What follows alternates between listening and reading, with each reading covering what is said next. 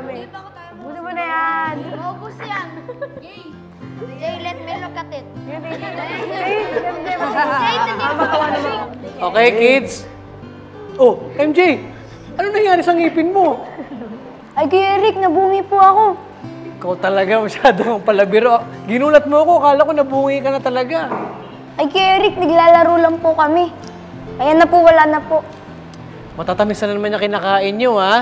Kayo talaga, siguraduhin mo lang uminom ka ng tubig, ha? Pagkatapos nyo kumain yan. Para mahugasan yung loob ng bibig ninyo at mawala yung chemical na maaaring makasira ng ngipin nyo. Opo, Kuya Eric, gagawin ko po yan. Kuya Eric, ano po ba mangyayari kapag nasira ang mga ngipin natin? Kapag nasira na ang ngipin, kailangan na itong bunutin. At kapag binunot na, bungi na tayo. Alam nyo, maapektuhan na rin yung pagsasalita dahil ang ngipin ay nakakatulong sa pag-produce ng maayos na sounds. At mangyayari din, ito ay magkakaroon na ng gaps o maghihiwa-hiwalay na. Uusog na yung mga ngipin nyo kapag nabunutan ka na o nagkulang na yung ngipin. Ah, ganun po pala yun. At hindi pa dyan natatapos, Bensi, ha?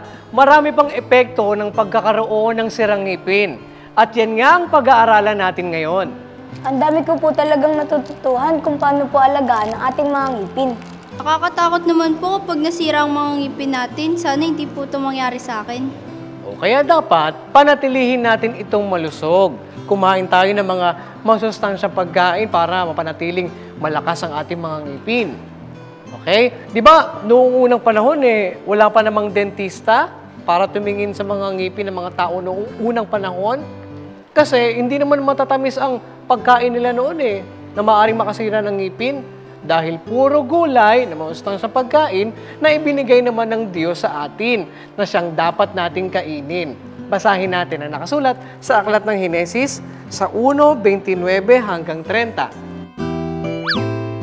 At sinabi ng Diyos, narito, ibinigay ko sa inyo ang bawat pananim na nagkakabinhi na nasa ibabaw ng balat ng lupa.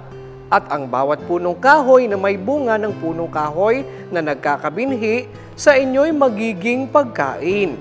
At sa bawat hayop sa lupa, at sa bawat ibon sa himpapawid, at sa bawat nagsisiusad sa ibabaw ng lupa na may buhay, ay ibinigay ko ang lahat na pananim na sariwa na pinakapagkain.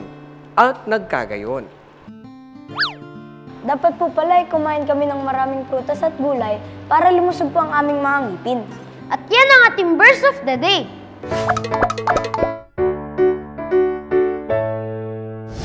Sige, maya-maya lang ay ipagpapatuloy na natin ang ating pag-aaral tungkol sa epekto ng pagkakaroon ng sirang ngipin. At yan ay sa pagbabalik ng JNC Show!